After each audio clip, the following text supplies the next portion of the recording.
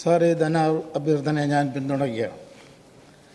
കേന്ദ്ര സർക്കാരിൻ്റെ തെറ്റായിട്ടുള്ള സാമ്പത്തിക നയങ്ങളും സംസ്ഥാനത്തോടുള്ള ഞാനിത് കഴിയുമ്പോൾ പറയാം, പേടിക്കേണ്ട. സംസ്ഥാനത്തോടുള്ള പ്രതികാര മനോഭാവവും സാമ്പത്തികമായി കേരളത്തെ തകർക്കുന്ന എല്ലാ രീതികളും അതിജീവിച്ചുകൊണ്ട് ഈ സർക്കാർ മുന്നോട്ട് പോവുകയാണ്. സാർ, 2019 20-ൽ 19 സീറ്റും നേടിയാണ് UDF അന്ന് വിജയിച്ചത്. പാർലമെൻറ്റ് തെരഞ്ഞെടുപ്പ് ഏകദേശം 121 മണ്ഡലത്തോളം നിങ്ങൾ മുന്നിലായിരുന്നു. എന്നാൽ 2021 നിയമസഭാ തെരഞ്ഞെടുപ്പിൽ 99 സീറ്റ് നേടിയാണ് പിണറായി വിജയൻ്റെ നേതൃത്വത്തിൽ രണ്ടാം പിണറായി സർക്കാർ അധികാരമേറ്റത്. അപ്പോൾ ഇതൊന്നും കണ്ട് ചാടുകയോ അല്ലെന്നുണ്ടെങ്കിൽ ഇതും കണ്ട് അഹങ്കരിക്കാനൊന്നും പറ്റത്തില്ല. ഇതിനകത്തുനിന്ന് പല കാര്യങ്ങളും ഉൾക്കൊണ്ടുകൊണ്ട് തോൽവി എന്താണെന്ന് മനസ്സിലാക്കിക്കൊണ്ട് അതിന് സംഭവിച്ച രീതികൾ മനസ്സിലാക്കിക്കൊണ്ട് വളരെ നല്ല രീതിയിൽ കാര്യങ്ങൾ ക്രമപ്പെടുത്തി LDF മുന്നോട്ട് പോകുന്നുള്ള കാര്യത്തിൽ ഒരു സംശയവും വേണ്ട. അതുകൊണ്ട് ഞാൻ പറഞ്ഞല്ലോ, ഞാൻ നിങ്ങളോട് കുറേ രഹസ്യമായിട്ട് പറഞ്ഞുതരാം ഏത് NCP ആണത്.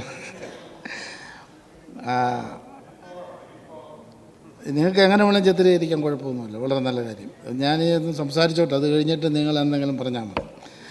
അപ്പോൾ ഇപ്പോഴത്തെ നമ്മുടെ പ്രധാനപ്പെട്ട വിഷയം, തൃശ്ശൂർ BJP ഒരു സീറ്റിൽ ജയിച്ചു. ഇന്നിവിടെ പ്രസംഗിച്ചവരെല്ലാം ഇന്നിവിടുത്തെ സബ്ജക്റ്റ് ധനാഭ്യർത്ഥനയാണ്. പക്ഷേ ഇവരുടെ എല്ലാം പ്രസംഗം BJP ജയിച്ചതിനെക്കുറിച്ചും വോട്ട് കുറഞ്ഞതിനെക്കുറിച്ചും വളരെ നല്ല കാര്യമാണ്. അത് പാർട്ടി വേദികളിലാണല്ലോ നമ്മൾ ഈ കാര്യങ്ങൾ ചർച്ച ചെയ്യേണ്ടത്. എന്തായിരുന്നാലും പല കാര്യങ്ങളും ഉൾക്കൊണ്ടുകൊണ്ട് മുന്നോട്ട് പോകുന്നത് വളരെ നല്ല കാര്യമാണ്. കാരണം സമാനതകളില്ലാത്ത വളരെ നല്ല രീതിയിൽ കാര്യങ്ങൾ ക്രമപ്പെടുത്തി മുന്നോട്ട് പോകുന്ന ഒരു സർക്കാരാണ് LDF സർക്കാർ. അതിന് നേതൃത്വം കൊടുക്കുന്ന ആളാണ് സഖാവ് പിണറായി വിജയൻ. അദ്ദേഹത്തിൻ്റെ നേതൃത്വത്തിലാണ് ഈ സർക്കാർ മുന്നോട്ട് പോകുന്നത്. നമുക്കറിയാം, സാമ്പത്തികമായി ഒരുപാട് ബുദ്ധിമുട്ടുകൾ കേരള ഗവൺമെൻറ്റിന് കേന്ദ്ര ഗവൺമെൻറ് തരുന്നുണ്ട്, ഒരുപാട് ബുദ്ധിമുട്ടുകൾ തരുന്നുണ്ട്. കാരണം അതിനെ ഒന്നും എതിർക്കാനായിട്ട് നിങ്ങളാരും തയ്യാറാകുന്നില്ല, പ്രത്യേകിച്ച് UDF തയ്യാറാകുന്നില്ല.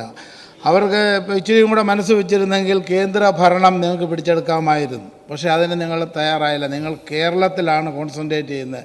എങ്ങനെ LDFനെ തകർക്കാം, എങ്ങനെ കേരളത്തിൽ സീറ്റ് നേടാം, അതാണ് നിങ്ങളുടെ ചിന്ത. അതിന് പകരം നിങ്ങൾ ഡൽഹിയിലോ അല്ലെന്നുണ്ടെങ്കിൽ ഹരിയാനയിലോ മറ്റു പ്രദേശങ്ങളിലോ ഒന്ന് കോൺസെൻട്രേറ്റ് ചെയ്തിരുന്നെങ്കിൽ, പ്രിയങ്കരനായ മാസ്റ്റർ പറഞ്ഞതുപോലെ 238 എന്നുള്ളത് ഒരു 38 സീറ്റും കൂടെ മേടിച്ചിരുന്നെങ്കിൽ അന്ന് അധികാരത്തിൽ വരുവാൻ സാധിക്കും. കേന്ദ്രത്തിൽ കോൺഗ്രസ് ഭരിക്കുന്നതാണ് ഞങ്ങൾക്ക് ഏറ്റവും ഇഷ്ടം.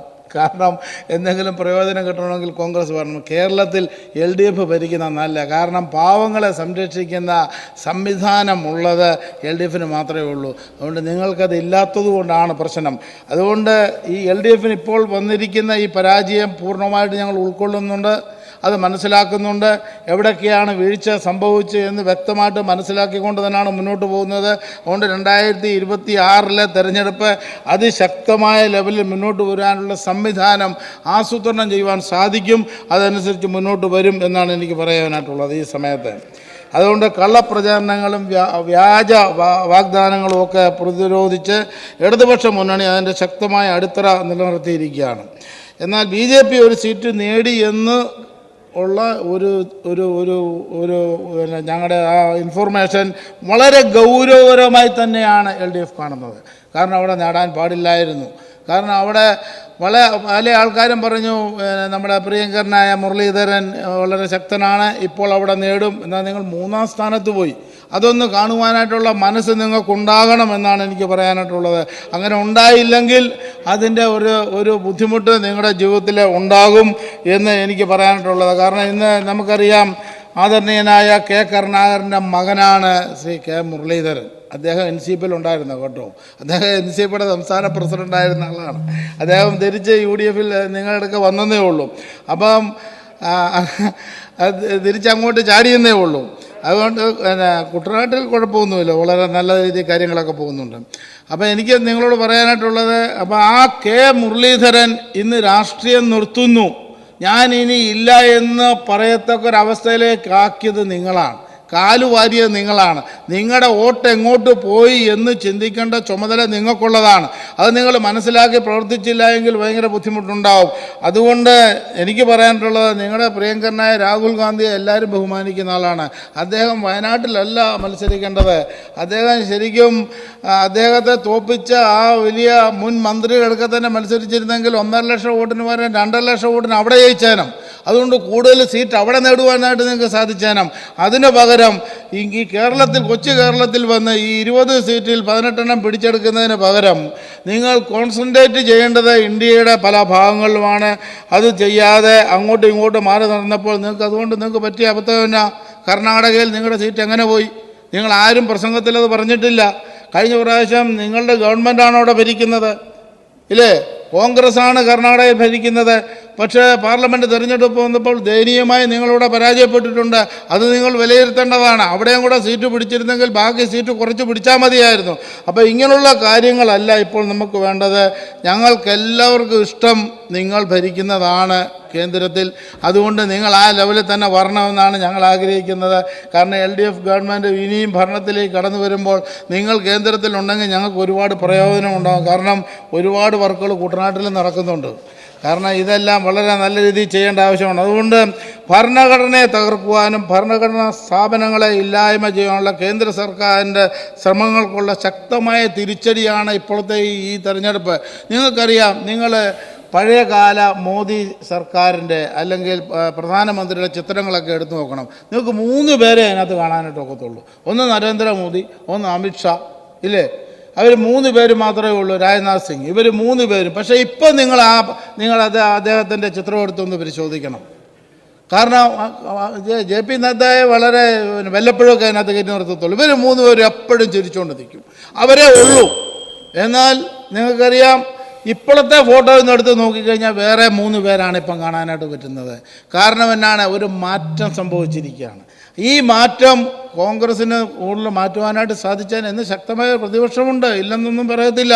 കാരണം അത് ഏറ്റവും നല്ല കാര്യമാണ്. അതുകൊണ്ട് ഈ ഒരു പ്രത്യേകമായ സാഹചര്യത്തിൽ എനിക്ക് പറയാനായിട്ടുള്ളത്, ഈ കേരളത്തിൽ ഇവിടെയുള്ള LDF ഗവൺമെൻറ്റിനെ തകർക്കുന്നതിന് പകരം നിങ്ങൾ കേന്ദ്രത്തിൽ വളരെ നല്ല രീതിയിൽ പ്രവർത്തിച്ച് അധികാരത്തിൽ വരാനായിട്ട് ശ്രമിക്കണം എന്നാണ് എനിക്ക് ഈ സമയം പ്രത്യേകിച്ച് പറയാനായിട്ടുള്ളത്. കേരളത്തിൽ ഒരുപാട് നല്ല കാര്യങ്ങൾ ചെയ്യുന്നുണ്ട്. ലൈഫ് പദ്ധതി ഉൾപ്പെടെ ക്ഷേമ പ്രവർത്തനങ്ങൾ വലിയ തോതിൽ നടത്തുന്ന ഈ സർക്കാരിനെ ദുർബലപ്പെടുത്താനാണ് കേന്ദ്ര ഗവൺമെൻറ് ശ്രമിക്കുന്നത്. അതുകൊണ്ട് ആ ഒരു നല്ല രീതിയല്ല എന്ന് മനസ്സിലാക്കിക്കൊണ്ട് പ്രവർത്തിക്കാനായിട്ടുള്ള ഒരു സംവിധാനം ഇവിടെ ഉണ്ടാക്കി കൊടുക്കേണ്ട ചുമതല നിങ്ങൾക്കുണ്ട്. അത് നിങ്ങൾ ചെയ്യണം.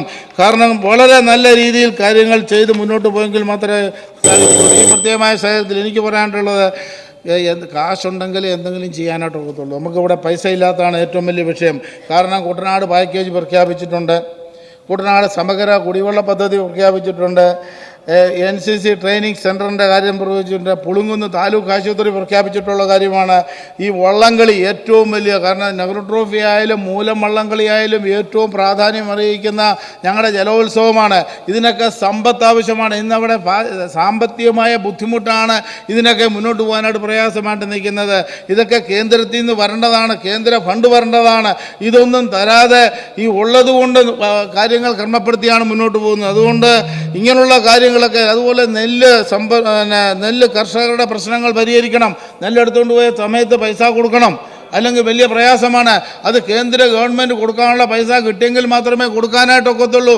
ഇതിനെയൊക്കെ സഹായിക്കേണ്ട ചുമതല UDFകാരെ നിങ്ങൾക്കുള്ളതാണ്. നിങ്ങൾ അതുകൊണ്ട് കേന്ദ്രം പിടിച്ചെടുക്കാനായിട്ടുള്ള സംവിധാനത്തിലേക്ക് പോകണം.